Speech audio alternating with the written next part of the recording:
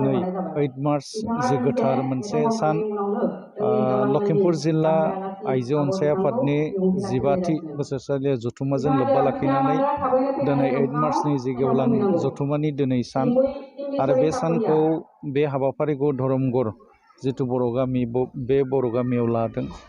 दा बेवहाय दिनैनि हाबाफारि हिसाबै आइजो अनसाय आफादनि सेन्ट्रेलनि मानगोनां आफादगिरिजों लोगोसे गासै आलासिफोर बिथांमोना बेवहाय सफैदों आरो बे मोनसे जायगाखौ लानानै बा सिमुलगुरि आन्सलिक बर' आइजो अनसाय आफादनि बेन्दोंनि गेजेरजों दिनैनि बे गोथार जथुम्मा बा बोसोरारि जथुम्मा जादों। बेयो सोब गोजोनथाव। जों सानो बे जथुम्मानि गेजेरजों बेखौनो जोङो मेसेज होनो लुबैयो।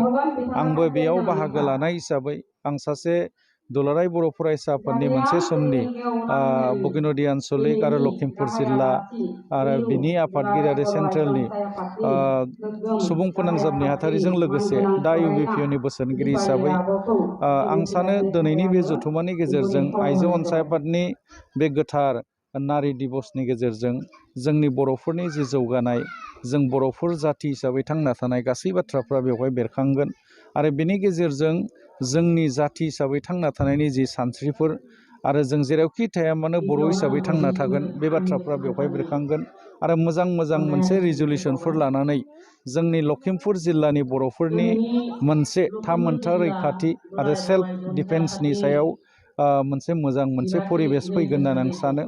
मोनसे बाथ्राखौ बेवहाय बुंनो लुबैयो, दिनै जों बर' हिसाबै बर'नि जोङो बिमा माहारि हिसाबै बा जोंनि बर'नि अर्गेनाइजेसन गासै दैदेनगिरि हिसाबै जोंनि जाखांफुनाय बर'फोरनि जे फरायसाफोर बे फरायसाफोरखौ जों मोजां जाजानो लुबैयो।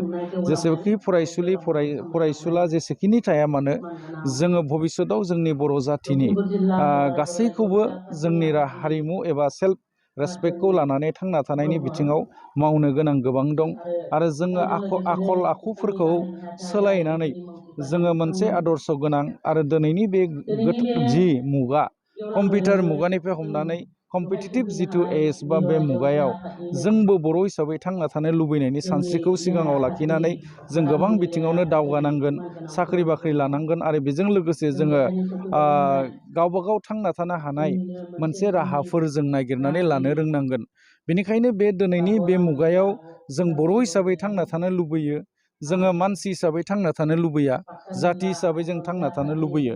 बेनिखायनो जोंनि मोनफ्रोमबो बिथिङावनो बर'फ्रा बे बाथ्राखौ सावरायबोदों जे जोङो हारि हिसाबै थांना थानो लुबैयो हिसाबै गासै बिथिंखैबो हारिमु, सोलोंथाइ, रांखान्थि, राजखान्थि गासै बिथिङावबो जों खौसे जानानै आवगायनांगोन।